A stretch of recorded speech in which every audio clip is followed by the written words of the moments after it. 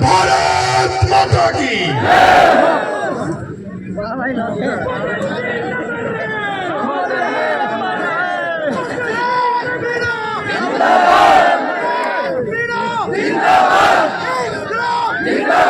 अब गंगा साई जी का भाषण के बाद में अगर मीन भगवान मत से भगवान की जय लगा दूंगा तो दिक्कत, और बूंदी में जय जोहर इस पे भी कंट्रोवर्सी।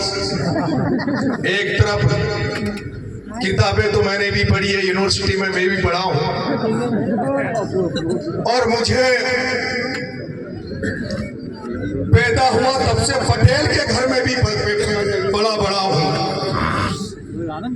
जहां ये भी सिखाया जाता था कि घर पर कोई आ जाए तो उसकी कुछ मदद कर पाओ ना कर पाओ, उससे कुछ कर पाओ नहीं कर पाओ, लेकिन उसको खाने की जरूर पूछो, पानी की जरूर पूछो। तो भगवान की दया से थोड़ा बहुत किताबी ज्ञान भी है,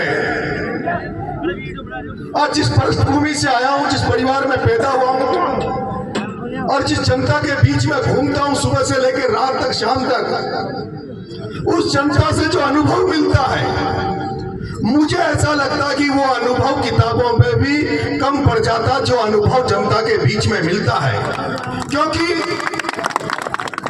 ऐसा नहीं था रामायण काल में, महाभारत काल में, रामायण काल में, महाभारत काल में, वैदिक काल में हमें तो किताबें पढ़ने का अधिकार था नहीं, ग्रंथ पढ़ने का किताबी ज्ञान हमारे पास था नहीं।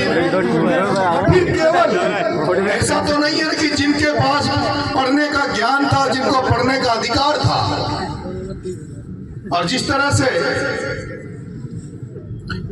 मनुस्मृति में कहा, रामायण में भी कहा कि अगर कोई शूद्र, पिछड़ा, आदिवासी भी मान लो, शूद्र का मतलब ये था, उस शूद्र में केवल दलित नहीं होता, उस शूद्र शब्द में सभी प्रताड़ित थे, क्योंकि शूद्र के अलावा तो एक तो क्षत्रिय था, एक ब्राह्मण था, एक वैश्य था, तो बाकी जो माली थे, खाती थे, जांगिड़ थे, धोबी थे, जाट थे, गुजर थे, मीणा थे, लोधा थे, ये सारे उस टाइम पर शूद्र थे, और इन सभी को कोई भी पढ़ने का अधिकार नहीं था। अगर कोई पढ़ता तो उसके, ये कहा गया है कि उसके कान में शीशा डाल दो। लेकिन जब किताबी ज्ञान पढ़ने का अधिकार नहीं था, पढ़ते नहीं थे, उसके बावजूद भी तो हमारे लोगों ने राज कैसे कर लिया, कैसे बूंदा ने बूंदी पे राज कर लिया, कैसे उन्होंने इतिहास लिख दिए। उनको अपना अनुभव था, उनकी अपनी लेखनी थी। हम लोग जब राजनीति में है तो हमें बेरुपया बनना पड़ता है। क्या बनना पड़ता है? बेरुपया। गंगा साई जी, सुबह जब मैं निकलता हूँ, अगर किसी ने कहा कि साहब मारो जन्मदिन से मारा केक काट लो छे, तो पहली बार केक काटवा चल जाओ छे, वहां हंसा जा खुशा जा चेहरा पे मौज मस्ती को जो फोटो आओ छे।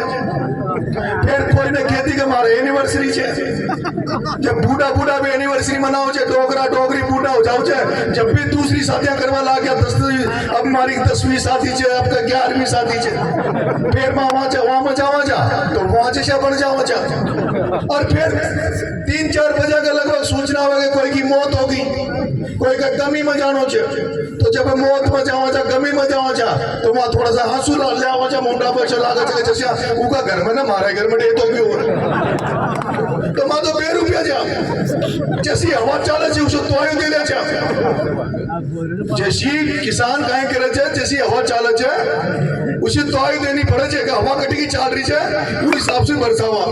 तो हम तो राजनीति में हैं, और राजनीति में जिसे माई वोट में लगा, जिसे कहीं कहीं ऐसा जुगाड़ में लगो भाई ई के माध्यम से सत्ता में चल जावा, कोई रास्ता अपना बाकी कोशिश करा चाहे। और फिर दुर्भाग्य की बात गंगा साई जी ऐसी बात है कि ये तो आदरणीय रामनारायण जी मीणा थे,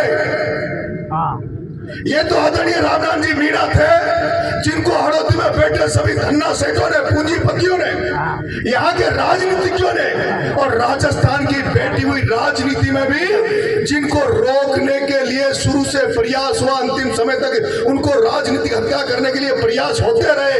राजस्थान में कांग्रेस में बैठे हुए मुख्यमंत्रियों ने भी रामनारायण की राजनीतिक हत्या करने का प्रयास किया, लेकिन रामनारायण जी की सूझबूझ थी जो ये बीच रास्ते से जाके कहीं कहीं से टिकट लेके आ जाते थे, कोटा जैसी जनरल सीट पे सांसद बन जाते थे।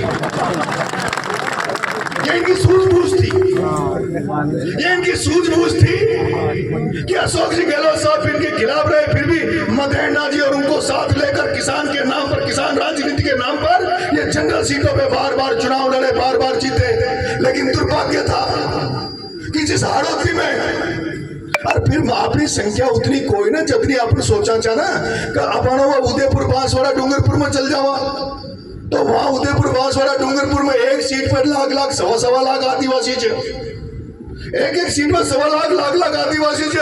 अरे जब राजपा पार्टी बनी और राजपा को जब हेलीकॉप्टर उड़ियो ना, जब मातुमाई मुख्यमंत्री बनो, अब सपना में देखा जाएगा अब तो मुख्यमंत्री बनेगा, अपनी मुख्यमंत्री रहेगा, सारो राज अपने पास ही रहेगो। लेकिन काहे हो आपने तो ना पूर्वी राजस्थान में, जहाँ डोडा भीम में, लालसोट में, आपका सपोटा में, राजगढ़ में, गंगापुर में, जहाँ एक विधानसभा में सवा लाख वोट छे। कितना वोट छे? सवा लाख। और फिर भी कहीं हो जहाँ सवा लाख वोट छे, पूरा ख्वाब देख लिया, सपना देख लिया कि मुख्यमंत्री बनवाना चाहे, फिर भी सीट आई 4। कितनी सीट आई? अब मातो संघर्ष उस जगह कर रहा था। आदरणीय रामनारायण जी ने, हम लोगों ने तो संघर्ष वहां कर रहे हैं। अब अंत में चुनाव लड़वा क्यों साहब? ये वोट कितना था मीणान का? 35,000। कितना? अंत में 35,000। छबड़ा में चुनाव लड़वा क्यों तो 32,000। अब 3.25 लाख मीणाओं के वोटों में अगर 35,000 32,000 वोट हो और उनमें भी वोट जब आपने कम जाने से डरपच है, या तो डरपच है खाए बूथ कैप्चर में पकड़ा गया, फर्जी वोट देता हुआ पकड़ा गया, तो वो छुड़ा वाला कौन है? क्योंकि राज ही दूसरा कुछ है। तो वहां में भी 35,000 में भी 85% तो वोटिंग हो जाए, और वहां में भी 5-7 हजार तो शायद ऐसे गल्ला ने अभी चांदना के पाचे तोड़ गया, कोई धारीवाल के पाचे तोड़ जाए, कोई के लिए समाज पाचे छे, वो नी लगा घनाशा भी डोलता थे क्या मन जहाँ के लिए समाज तो पाचे छे, और वहाँ के लिए कांग्रेस बीजेपी माई बाप छे, वहाँ की माई बाप भी कांग्रेस बीजेपी छे। तो मातो गंगा साई जी माँ की दुकान खिचा चला रहे छे, मातो भाया मारो मन जाने छे, माँ को मन जाने छे, खिचा जुगाड़ करे छे।